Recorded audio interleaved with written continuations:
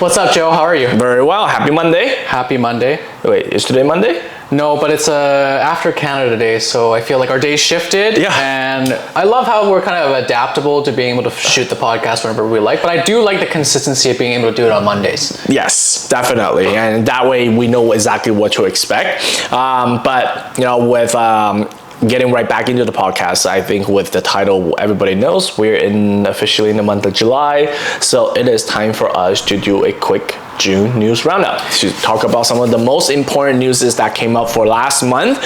We have quite a bit to talk about as per usual. So I'm just going through the script. Seems like we'll be talking about density, supply. It seems like there's going to be a lot about supply, and there's also going to be something about rentals. Not as diverse as last month, but this month we really want to focus on stuff that really everybody want to talk about, because all of this is ultimately going to end up impacting price. Yes, and I think the topics that we picked today, they are very, very interesting. People have asked about it all the time, even outside of the podcast. So I can't wait to dive in. Hopefully everyone will get to learn a little bit more about why we are in our current situation with the affordability and where we are going to go. Exactly. Foreshadowing, the market is not going to tank. But with that being said, you know what? Why don't you go first, and let's quickly get this thing started. Okay, sounds good. So we can see the first article here. It says home construction costs soared 51% during the pandemic. So it wasn't just toilet paper that was going out of stock and going up in price, but also construction materials. The article here states that concrete prices have gone up by 55% and structural steel up 53% since the first quarter of 2020. That is COVID, peak of COVID. Hashtag COVID. So obviously you're the economics major here, but I think everyone here listening can understand the basic concept of supply and demand. Right. So obviously because of the prices went up, it definitely is a reason of either demand or lack of supply. Yeah, that's right. Timber also shot up in 2021, which I'm sure people here have heard, but since early 2022, it has kind of rewinded. Yes. Now, I think it's a combination of the low interest rate and population growth caused by the construction frenzy, but the demand kind of wasn't met for the raw materials. So although there was a lot of people saying, hey, there's low interest rates right now, great time to buy. Okay, great. So that caused a buying frenzy, made the prices shot up, but somebody still needs to build all these homes. And don't forget, sorry to interrupt, but I think this article also forgot that this was the peak of COVID, so nobody was getting out of their houses. Well, very little people's getting out of their houses. Yeah, probably only your local Uber Eats or Skip the Dishes driver, definitely. And that definitely plays into, labor, construction, whatever, because everything just became more expensive. There you go. It takes longer. And you're touching in on labor. Labor here, it says, in the construction industry, spiked up by 9.4% alone in 2022, which is almost double any other industry. That's a lot. That's really a lot. Aside from that, everyone remembers high transportation costs because gas going well over $2 during the last 2 years is definitely another factor too. That also added to higher construction costs. Let's talk about climate change. Yeah. The need for more material also severely affects the climate. When you're making more concrete, we're cutting down more trees. Yeah. It kind of is like counterintuitive of us wanting to preserve the climate, old growth forests and stuff like that. So it seems like there's multiple factors into play right now that's affecting construction costs. Yeah. And again, when the cost goes up, obviously that's going to affect the supply too, because everything comes down to dollars and cents when you're running a business. That's why I had the foreshadowing saying the market is not going to crash, which I'll quickly explain after you're done here. There's also a 10% slowdown in housing starts, which would temporarily, curb the demand a little bit and soften the cost of materials. Yeah. And the government, to give them a little bit of credit, they have expedited work permit holders for skilled trades as newcomers, because there's also a major labor shortage. Right. So sounds like, so far, to summarize, construction costs have gone up because materials have gone up, demand has gone up, but also labor is falling short. So those are three big players right now that's contributing to that. And there's even a statistic here that says in May of BC, housing starts fell by 33% compared to May of last year. Don't get fooled by this like I did. It was definitely a bait title, because when I read further into the article, year to date, we're actually still ahead of last year. Right. But however, with that being said, right here, when you're telling me about this, I really want to keep a track of this, because 1 month having a decrease, it could be an anomaly. But if it comes down to 2 to 3 months where our construction, starts has actually continues to drop, well, that becomes a pattern. And when that becomes a pattern, we need to figure out exactly what's going on. I mean, the light bulb in my head is it the interest rate? Is it the lack of demand for pre-sale? I don't really think so. I think a lot of the pre-sale projects that I've been talking to they're selling quite well. So what is the actual reason? It will be interesting for us to follow up on this particular article next month, just to see where the things are going. Or here's the thing, I'll spin to the other side of the spectrum, is it because we're entering the first summer when people can travel, so everybody's mind isn't really in town. Labor people are like, I finally get to go on vacation. I would like to go on vacations and stuff like that. Or is this just some people trying to enjoy summer for what it is? Yeah, I think that's definitely a factor too. And it's interesting that you say that, because everyone working in construction, they've been going in a frenzy since 2020, or at least like second quarter of 2020. Yeah. So they haven't been able to take a break either. Yeah. My friends that are in are in trades, like they have literally been working their asses off. And I have another friend who runs a business in doing courts, like flooring, outdoor flooring for houses, and he's as busy as ever. That's the thing. And if you talk to any handyman, general contractor, anyone that uses their hand to make money, they can tell you that in the last 3 years, it's really, really been extremely busy. So here, I just give you two end of the spectrum with two different reasons that's completely not connected to each other. Right? So let's follow up on this and think about, I'll take a look at what the number is for next month, and maybe this might deserve its own podcast altogether. Yes, and I think the last thing I'll add there is the municipal governments have also increased the fees and levies on developers by as much as 30% annually in 2022 for single family homes and semi-detached units, aka duplexes. That's a significant amount for a developer to have to contribute to the community amenity contribution. Right. So again, less motivation for them to build. And I'm sure the developers are tired too. Oh, for sure, definitely. So this actually links into a lot of my thoughts I have here. Just based on everything that you're telling me, you can see that we are in a really bad loop. And this is, it seems like it's an never-ending loop. And that's why affordability is not just a Vancouver thing, it's now kind of throughout the whole greater Vancouver. Let's just quickly rewind everything that you're talking about. Okay, let's say prices of labor has gone up, prices of CAC has gone up, prices of raw material has gone up. How is it that when we build a new home that we expect it to be cheaper? We expect it to be affordable. That's impossible. That's impossible. So a lot of people is like, oh no, prices will come down. Prices will come down. Based on what? Right? We have a supply issue because we're obviously not building anywhere close to the demand. Construction just gets more and more expensive. So what I mean is, like, for example, let's take a master plan community. The first tower is always going to sell cheaper than the other towers, and the second tower will sell for cheaper than third will cheaper than fourth.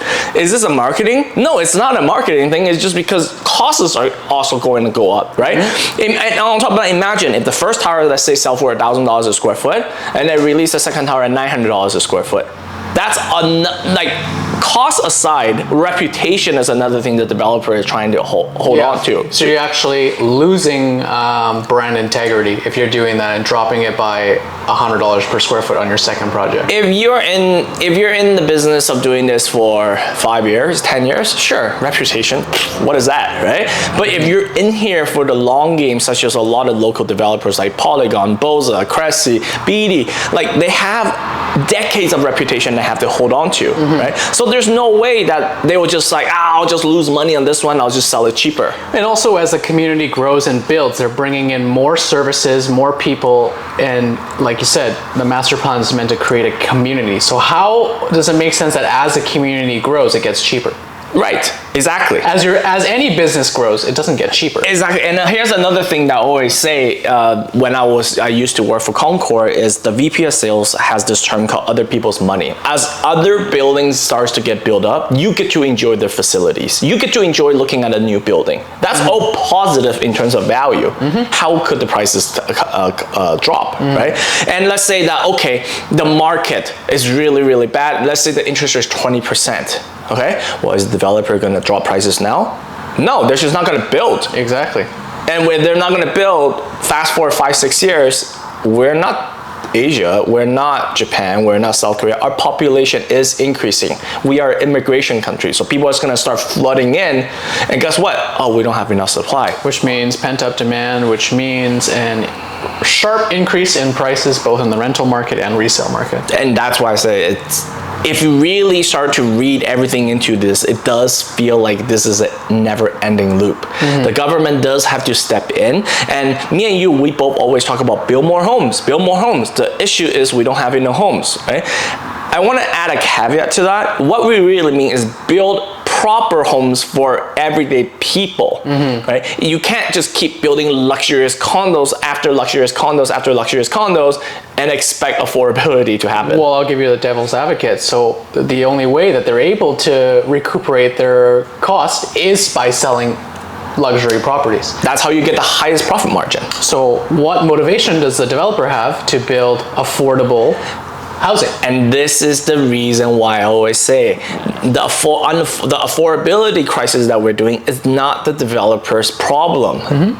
Like, it's not a realtor thing. It's not even a mortgage specialist thing. Nope, this is a government official thing. Because you just asked me the question, and my answer to you is there's one party that could solve all of this. BC government. It's the government, right? They could drop their CAC. They can make it a lot easier. We'll talk about some of the things, for permitting and stuff like that. That if we can't talk about raw prices because that's a global commodity, we can't deal with labor because it seems like that's also almost like a global commodity. Yep. Okay, then what can we actually control? Well, the only thing we can control within the city is what the city is trying to charge these developers. Yep, and then next thing you know, the government is going to drop the CAC, but then all of a sudden all the roads are going to be like shit, and they're saying, sorry, we don't have enough money to fix the roads. Yeah, there we go. I mean, sorry if I gave them an excuse already. And this is what we mean by never-ending loop. Like, I think, however, even though this is a never-ending loop, it starts from the upper people, right? The government people. If they don't give us the developer a break, the developer can never give the consumer a break. It's a trickle effect, right? So that's just all they gotta do is just raise minimum wage so everyone's making more money. Okay, and then we're back to this whole inflation problem. You see how this is the whole thing? But with that being said, I think you guys have heard enough. In case you guys forgot, that labor, the raw material problem during COVID that we talked about, when things was going haywire, like that never really went away. A lot of people just thought that, labor went up because, raw material went up because they can't find wood or whatever, and then it came straight back down. That's not the case. It trickled back, and I wouldn't say trickled back down. It just trickled down a little bit. It will never go back to that point. Well, why would it?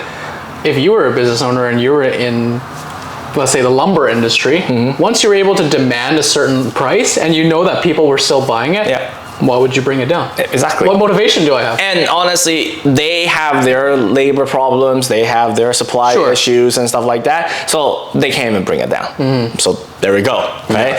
So guys, that's what a start to the first article. Let's move on to the second one. I personally find this one super interesting. Yeah, so here it says that downtown Vancouver office vacancy rate rises to over 12%. Based on commercial real estate firms Avison Young account of the 2023 second quarter performance, the vacancy rate for downtown Vancouver has grown to 12.3% as of this month, up from 11.1% in the previous quarter and 9.6% in late 2022. So what does this mean for the average Joe and Jeff? Well, the world's collapsing, apparently. Apparently, what's that movie? Tomorrow World? No. Anyways. Are you talking about the Will Smith one? No, I'm talking about the Tom Cruise one. Oh, no. I don't watch that much movie. Anyways, so obviously everyone knows since COVID, there was a huge introduction of working from home, working remotely. So slowly people were, even after COVID, some were being called back to the office, some were being called back to the office part-time. So my question to business owners is, if I can give you the same level of productivity when I'm working from home, what motivation or reason is there for me to come into the office? Yeah. And I'm sure a lot of businesses were having this discussion with their employees because, work-life balance, promoting mental health, all of that jazz, leading to Vancouver having a lot of empty office spaces. And it is such an interesting debate because I have been reading articles from both sides of the story. And obviously, they have their points, and I can't disagree completely with one side, and neither can I agree completely with one side. It really depends on personally where you're at, and whether or not you're an employee or you're a business owner. Okay? I'll give you an example. I have 4 friends, accounting friends. I have 2 of them that is never expected to go back to the office. I have 1 of them that's expected to go back part-time. I have 1 of them is back to the office full-time. Okay. So they all do the same thing, and they all get their things done, and I would like to assume that they're all great employees, right? However, based on their boss and on their ideology, there's different demands altogether, right? So I think that I'm not gonna say one way or another which way is better, I guess is what I'm trying to say. But what I am gonna do is focus on this number. I was just kind of joking, 12.3%, is the world collapsing? To be honest, 12.3%, we're still in a pretty good position. Let me show you. Yes, let's compare to the rest of the world and other provinces. Let's talk about Canada alone here. So I'm just reading a quick article right here. Maybe I'll put it up. Canada's office vacancy rate climbs to its highest level in nearly 30 years last quarter at 18.1%. One of the worst areas that you are talking about is Calgary and Waterloo region in Ontario. So right here, downtown vacancy rate in Calgary is 31.5%, and the Waterloo downtown rate is 21.5%. Okay, so double, almost triple Vancouver. We're not number 1. We're not number 1 on this one. Shoot. Right? I mean, right here in the article, it says that Calgary is actually working through a couple of office buildings, and they're actually converting them into residential. Yes, I saw that as well. Yeah, it's easy. Like, I made it very easy, but I don't know if you read deep into that article, it's really expensive to do. I think the article even says that sometimes it's easier for you to just tear down the whole building and then like literally rebuild them from the grounds up. Right? But so, Joe, who's gonna pay for that? Who is gonna pay for that? Right? I wonder who. Let's just put it this way, ultimately the consumer is paying for it. Yes. Right? And let's take a look a little bit of US. I'll put this right here. Right now, US, I have a little chart here. If we are at 12%, we are the 3rd best in the US right now. There's only 3 cities that will beat us. Wait, you mean 3rd best as in like lowest? Lowest vacancy. Charlotte, Miami, and Boston. Those are the only 3 cities that beats us in terms of having an even lower vacancy rate. Okay. Right? Putting a couple of things, San Francisco is sitting at 18%. Right. Where else do we have? San Diego is 15.4. I think Seattle right here, we are looking at Seattle's at 19%. Right. So putting it into that figure, yes, this whole work from home thing has caused a global shift of trend in regards to how you go to work, and unfortunately office is the first one to really get impacted. Right. However, once again, comparing to the whole North America, we're doing just all right. However, like the Calgary situation, if this does get even worse as we go forward, maybe there's a couple of high rises in downtown Vancouver that we are thinking about switching down to commercial. I mean, residential as well. I mean, that's what they did with the Cube. That's It right. used to be Many. commercial. Oh my God! Good memory. I didn't even think about that. Many years ago. Yeah. And they converted that, and it looks like a pretty good building. I They're all the- like one bedroom. I like the way it studios, right? looks. I actually like the way it looks. It looks different. It's not your typical Yeah. glass box, square all the way down kind of building. Yes, and I mean, this topic extends way beyond real estate. We're here Yeah. to look at it from a real estate perspective about, okay, vacancy is rising. What can we do about it? What does it mean? But there's such like a global impact and shift in corporate culture that is very, very interesting to see how it unfolds, because just like you may have a different preference than me, like I might want to go into work and work so that I can have some separation between Yeah. my home life and work life. Yeah. Whereas like you, maybe you have a very big home and you have a separate office space that you can actually just go in there and that be your sole purpose is to work. I think it's about understanding everyone's like living situations because of the unaffordability crisis or affordability crisis in Vancouver. Maybe a lot of people are living in one-bedroom condos who don't even have an office space, so they would prefer to go into work. Right. But when you're seeing like 50% of your employees not at work and maybe 50% of them are, or 20% of them are, and the other 30% you don't know, they're just around, around somewhere. it makes it very hard for a business owner to try and like maintain that monthly cost of keeping an office space. And I have chats with my friends who are business owners too, and they have a pretty flexible rule with their employees, and they're a relatively big company, and it seems like the employees respond pretty well to it, because I think it just might be a new cost that business owners have to suck it up. No, true. Now, I am going to quickly talk about what this really will impact. And I think I was talking to my commercial buddies like last week, which is, of course, commercial real estate. I mean, there's a lot of articles, especially down in San Francisco, once again, that people are just like foregoing their lease for a whole building. Yep. Right, and then what's happening is actually causing quite a big of shock in commercial real estate. I think there was an article saying that last year, before the interest rate or before COVID, so like 3 years ago, a building was probably worth like $36 million somewhere down in like the States. They can probably pick that up for $6 million now. So, ooh, time to buy some parkades and hopefully make some money off that. So here's the thing. Here's the thing is, if you firmly believe that this is just temporary, you should probably gobble up a lot of offices. Not our advice.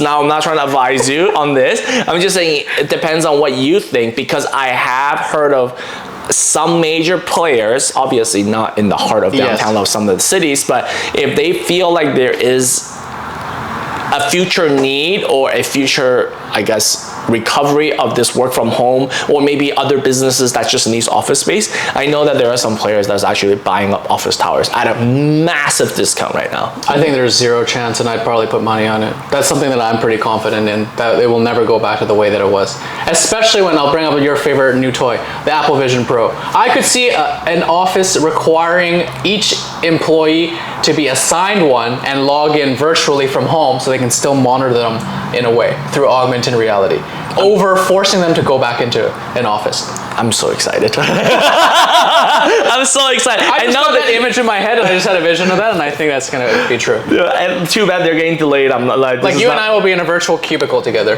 Yeah. I can't wait. I just can't wait. But moving on. Moving on to the next. My turn here. Let's talk a little bit about the Jericho Land project. So neighborhood residents propose a new plan for the Jericho Land project here. Yep. Just quickly, we're talking about the stuff at Jericho Beach. Initial plan that was released back in June after speaking with hundreds of community members. They had a plan at density of about 18,000 residents. And then, sorry, what am I talking about? Let's back that up. The initial plan, they were thinking about having 9,000 homes for about 18,000 residents. Yes. Sorry about that. And then they revised it in the middle of June to try to increase from 9,000 to 13,000 new homes. And then of course that includes buildings that ranges anywhere between 8 to 45 stories, with one of them planned for 49 stories. So like real high rises, like really tall high rises. Right in the middle of Jericho Beach. That's going to be interesting. That's going to be fun. And obviously the neighborhood coalition, they actually just went ahead and redrew it without anyone's approval. I don't know who's spending the time on it. And they wanted to change everything into about 4 to 8 stories, surrounded by open courtyard, and they would like to see it built with wood and massive timber instead of concrete and glass, like what Vancouver is known for, city of glass, right? And obviously why they want to do this is actually to provide less emission and make it a little bit more energy efficient. However, the city of Vancouver stated that if we were to go with the neighborhood coalition's plan to build more low rises, then it actually might result in less park and open spaces, because low rises actually takes more footprint, right? Because a high rise is just like this, a square, and it just goes up. Yeah, whereas you gotta go long, you're gonna go the L shape and stuff like that. And obviously, once again, it will just end up taking more land footprint than high rises will take. Obviously, the coalition then continues saying that concrete high rise doesn't mean that it will be affordable.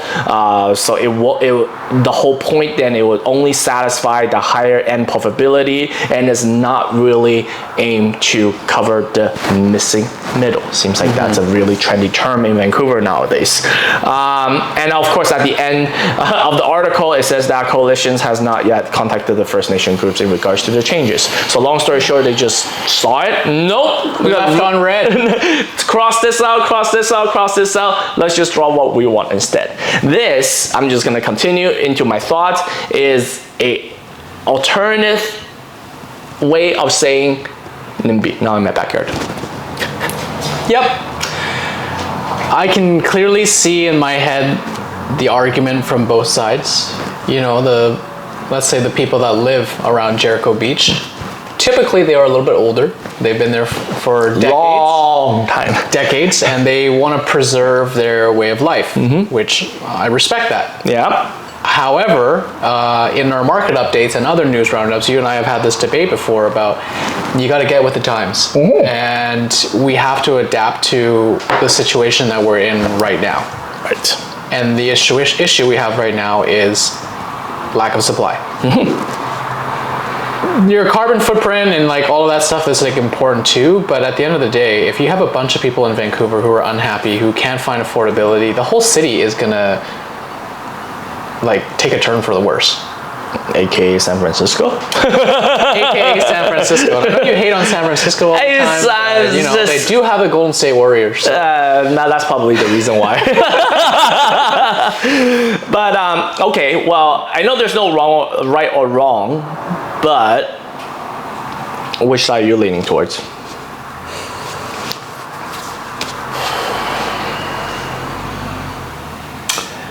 You know what? I'll say something. It's a long pause. I'm trying to give it some thought, so maybe you share your thoughts first.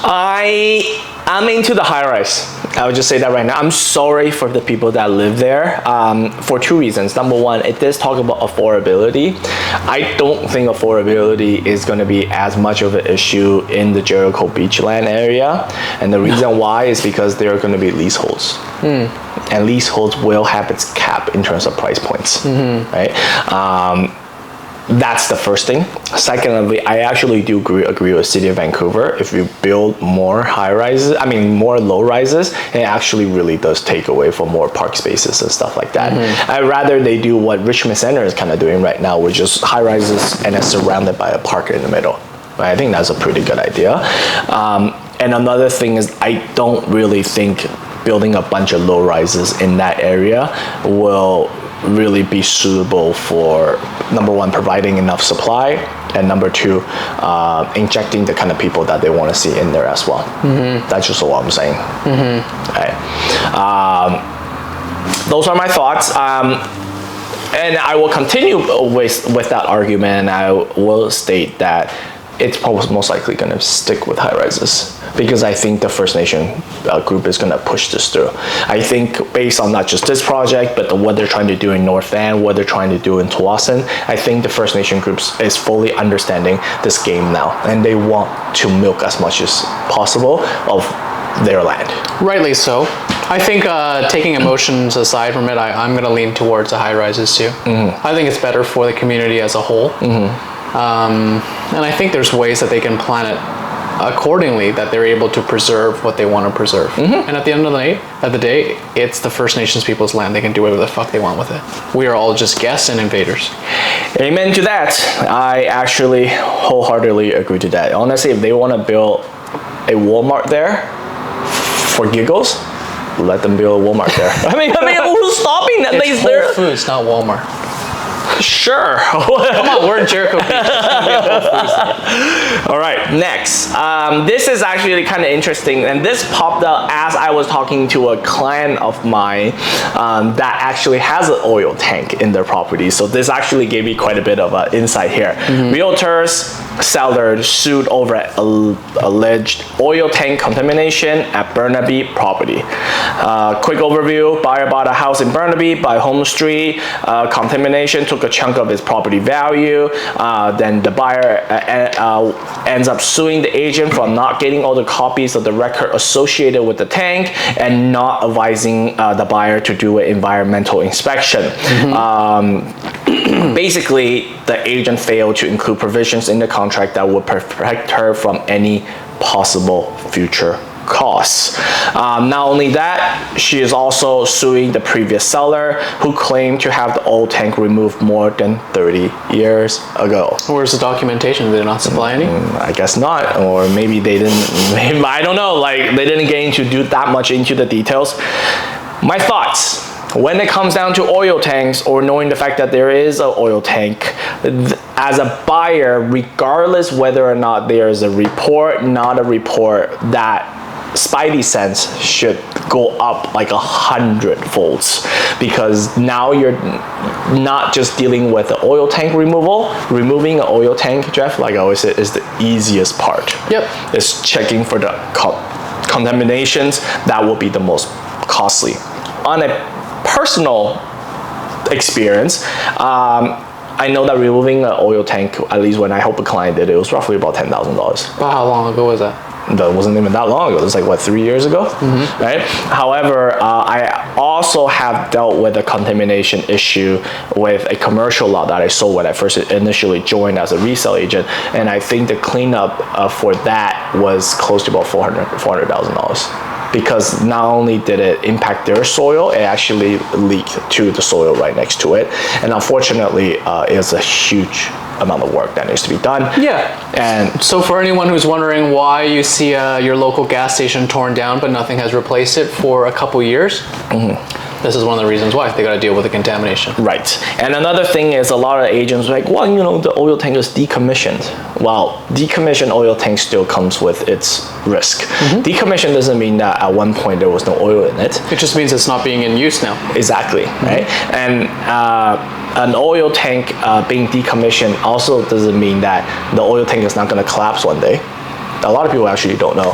Like if you just keep an oil tank there and it starts to rust and you put like dirt over it and if that sinks. Do people not learn about corrosion and chemistry? Well, I hope people do, but people obviously don't. That's why the oil tank has leaks, right? So long story short, what is the lesson here? The lesson here is if you are buying a house that has an oil tank or has no certificate of tank removal, contamination, I would recommend that you do your due diligence and you definitely try to figure that out. So the advice that I have for my client is that before we bring this house onto the market, I wanted them to remove the oil tank. They told me that, Joe, I decommissioned it 10, 15 years ago. Why are you telling me to spend more money to completely take it off? I think I remember this conversation a while back. They had like a receipt from Chevron or something. Something like that. Yeah. So I told them that there's two folds to this, and I learned this actually from the real estate course I took recently.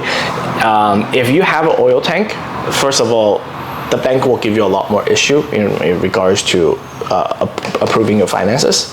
So you're shooting yourself in the foot as a seller by not removing it.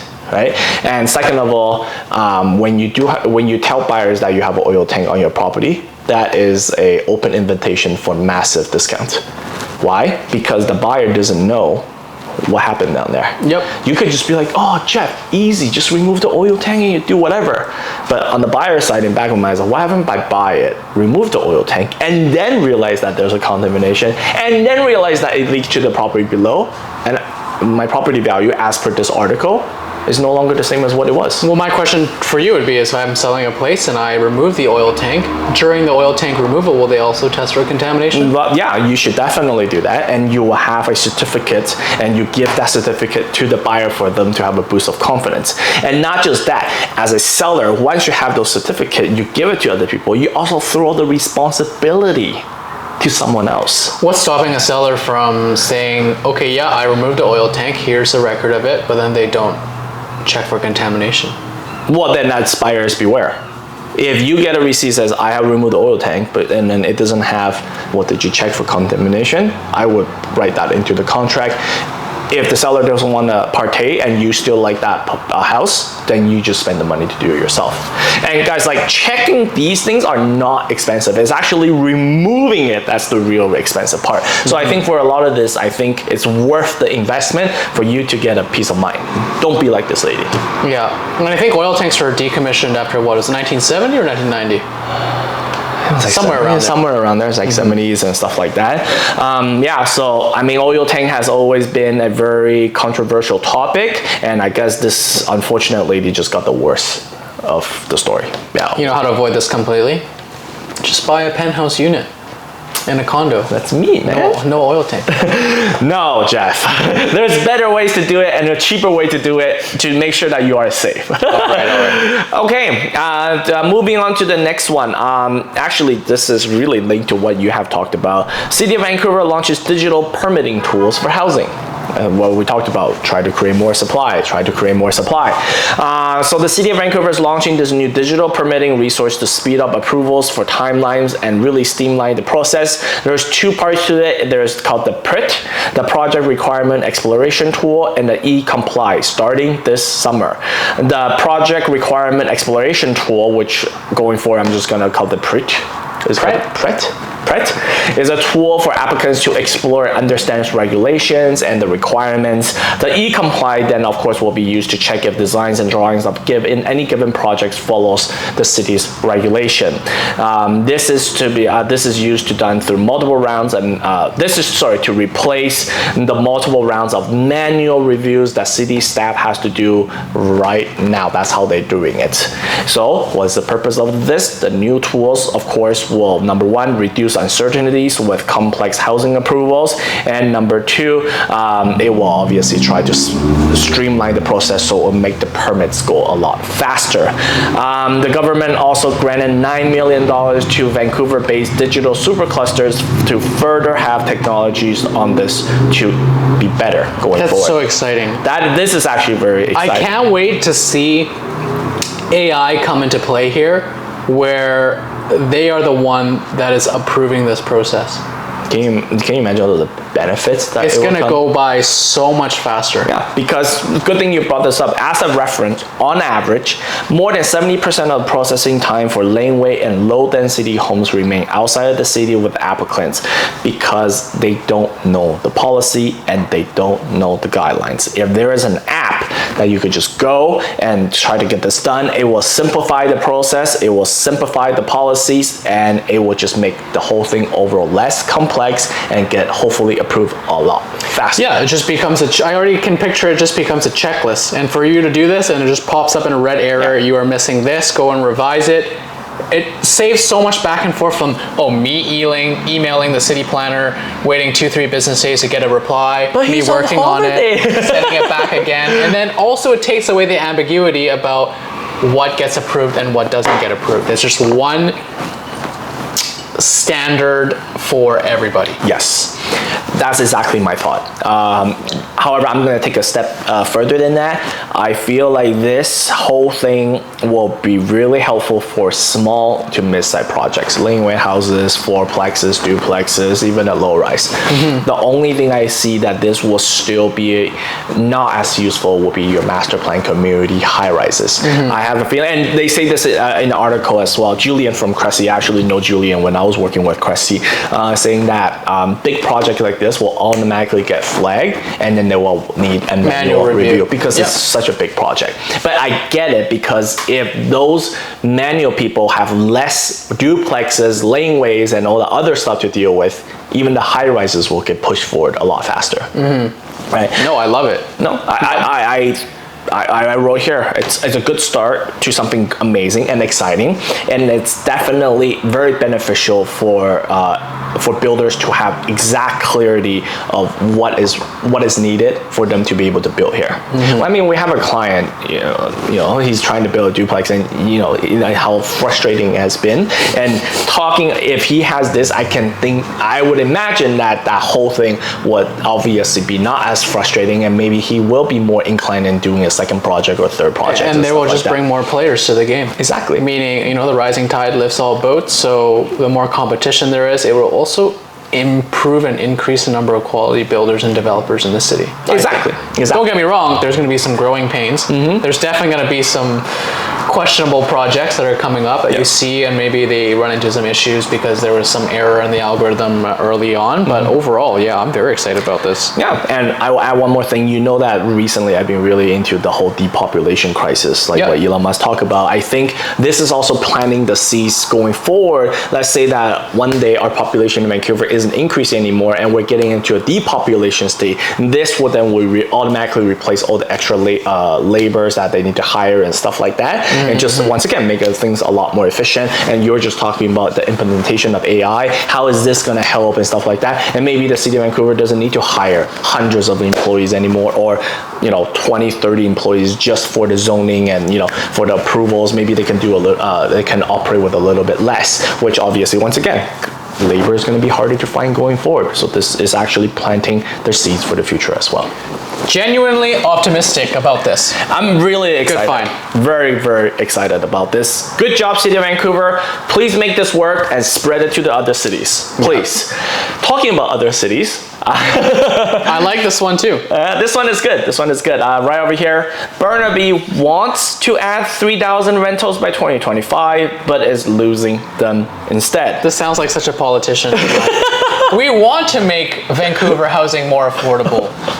I just can't. My hands are tied. Yeah, basically. This is so interesting. So interesting. So let's quickly go through it. The overall thesis is Burnaby has the third most expensive rent. You're the rent guy, so you know.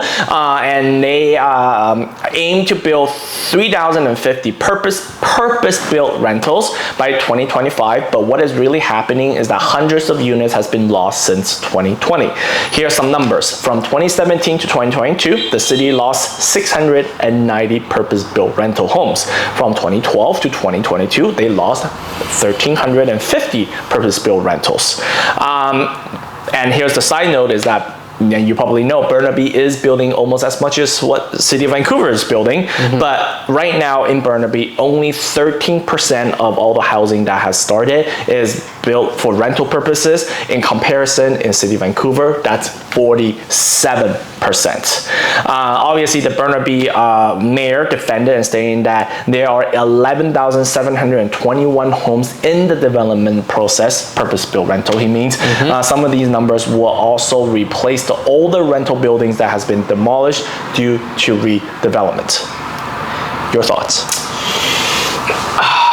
I'm not here to shit on Burnaby because the next article actually is putting them in a positive light. Yeah. I think they are doing something. I think this is just part of the process. So I'm not super worried that they have been losing homes, because I understand there is a lot of redevelopment going on. Yeah. Every single time you lose a home in order to build more, it's natural. It's going to take time. Yeah. Use Metrotown as an example. Right? That's what I have right here. Yeah. Exactly. So you can go into that if you like. Of course. I agree with you. I honestly, you could try to agree with either side. I'd rather just look at some facts. It's true that we're tearing down a lot of these low rises. Well, I specifically say around the Metrotown area for luxury high rises, which we are. That is unfortunately the truth, right? Talking about the areas like where Highline is, Gold House is, Silver, what other projects is there? Mordello, yeah, they're all around there. I mean, those new high rises are built from purpose rentals. I have friends that used to rent there. I think the rent was like $1,100 a month. It's not the prettiest place, but it's affordable and you're close to Metrotown. You tear all of that down and you build high rises, not just any high rise, luxurious high rises. What do you think is going to happen to the rental? Of course, your rental overall as a city would go up because you're replacing cheaper rentals with luxury rentals. Right? You're replacing wood frame buildings with no AC, and then you're replacing with concrete high rises with AC and a beautiful view of SFU. Well, not only that, they're not purpose-built rentals anymore. Those are all secondary rentals. That's so right. Nobody's controlling like the cap on what kind of rents that they're charging. That $1,100 unit for the same size, they're probably charging $2,400. Exactly. Just like that one in Brentwood. Just a side note. Exactly. And that's why I'm saying that's the reason why Burnaby has shot up to the third highest rent in Canada in a very, very short span of time. I think it was like 10 years, right? What I would say is that I hope what the mayor is saying is true. I think it is. I obviously, this is kind of like you said, it's that middle stage. We just don't know. Maybe it's under building right now. But one of the things that I really like about Burnaby is the diversity. Coming from someone that's who grew up in Richmond, I'm so used to just Asians. Right? Burnaby is one of those cities where they actually have so much varieties. You know, the diversity there is really, really amazing. But if they really continue this road of not building any purpose-built rentals and then they just keep building luxurious high-rises after luxurious high-rises, that diversity is going to go away really, really quickly. I agree, and I think I'm gonna give the mayor of Burnaby the benefit of the doubt right now too, because I would like to talk about the next article unless you have something to add with the current one. No. Kind of tie together pretty nicely. No, I just think that at the end, I just says that if the city of Burnaby loses that diversity, then it will lose its charm. Really, honestly, yeah. I agree, because I mean, right now, you know, you want Asian, you go to Richmond. You want Korean, you go to Coquitlam. Yeah. You want Persian, you go to West Van. Yeah, you want a big mixed bag of everything, you go to Burnaby. Exactly. There you go. Right. So what is this exciting thing you want to talk about for City of Burnaby? Okay, so here it says that City of Burnaby is to create its own housing authority under a municipal corporation this year.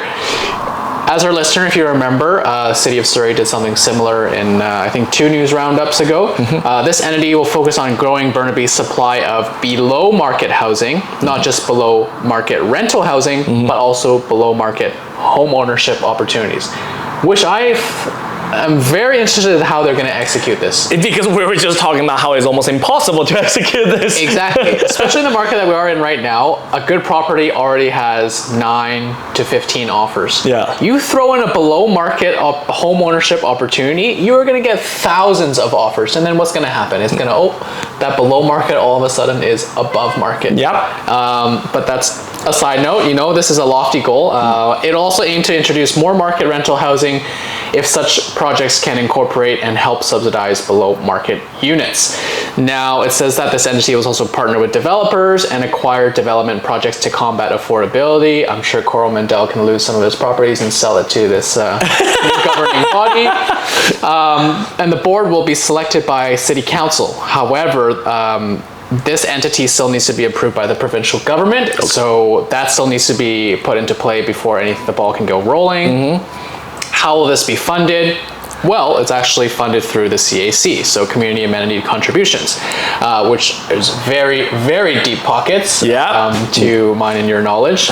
They're similar to what Surrey City Development Corporation is doing. I don't think it's necessarily a bad thing that they're starting this, and hopefully it will help with getting things done faster than just waiting for the BC government. And I think another statistic they plopped here was between 2008 and 2019, rental housing dropped by 9%. And to tack onto what you said with your article, this is mostly due to the redevelopment of the metro town area to residential high-rises. Now, what does Burnaby really need right now? Apparently, they estimate they need an addition of 15,000 homes, including 5,700 rental homes and 9,300 ownership homes. This will be needed by Burnaby over the next decade to meet population growth. Currently in BC, BC Housing has an affordable wait list of over 1,800 households in Burnaby. So apparently there's 1,800 people that have no place to live. Burnaby, you need help ASAP. Burnaby has a lot of land. It's very, very diverse, like you said. It's very popular. Happy to see what the government is trying to do. Yes. Now, is this another thing where they're lobbying votes and filling the pockets of their best friends? We don't know. Hopefully not. But we'll see very quickly in the next probably 2 to 4 years whether or not they put their money where their mouth is and they start development projects. Because this is going to be a huge win for the city and for the mayor. I think so. If he's able to execute this, he'll be remembered forever, and I'm pretty sure he'll have many more terms in the office. Definitely. And I think I like what you just said. I think that summarizes. Actually, that was one of the questions that came to my mind. Is it voting season? Because all the articles that we pull out for the month of June, it just seems like, oh, the city is trying to help. The city is trying to put more supply. First of all, it's glad to hear finally it seems like different cities around Greater Vancouver is finally understanding the issue. Let's not play around the demand. It seems like they can't curb that. Then why don't we try to really intensify the supply, right? Second of all, I have never in a single month read so much about different cities trying to expedite permits, trying to build more purpose rentals, and really bring this lack of rental really on affordable rentals right in the forefront for everybody to understand and for everybody to read, to get a little bit more steam out of this, right? So overall, I think I'm very happy to hear what we're hearing. Everybody knows the issue right now. Rent is too high, prices are too high, interest rates are too high, and we already talked about it. There's really nothing that individual people can do or developer can do. We can't build our way out of this problem. The city has to step in and be able to lower the cost, lower everything else in the realm that they can control, not they cannot control. Well, I mean, we could build our way out of it if it was as efficient as China, but that's just a dream. So. That's a dream. I'm not diving into that political. No, I think the only missing piece here is hopefully by the end of summer, we'll be able to have a piece of news where it says, oh, government lowers CAC contributions by X% to stimulate production in new homes.